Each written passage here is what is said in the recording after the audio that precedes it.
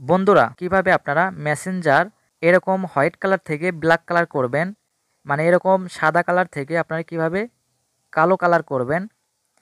তো এটা অনেকেই পারে, আবার অনেকেই পারে না। তো যারা পারেন তারা ভিডিওটি স্কিপ করতে পারেন, আর যারা জানেন না তারা অবশ্যই ভিডিওটি কন্টিনিউ করবেন।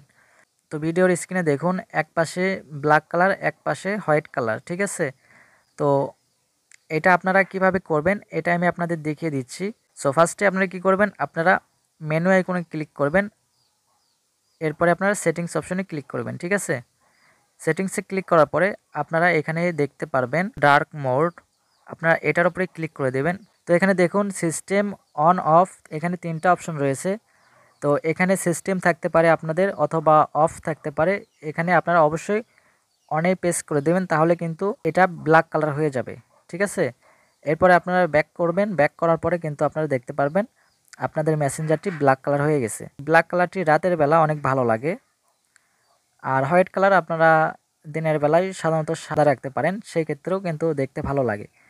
কিন্তু ব্রাইটনেসটা একটু বেশি সাদা কালার আমাদের চোখে এসে পড়ে, আর ব্ল্যাক কালার হইলে কি আমাদের আলোটা চোখে একটু কম পড়ে, আমাদের মেসেজগুলো দেখতেও ভালো লাগে, ঠিক আছে।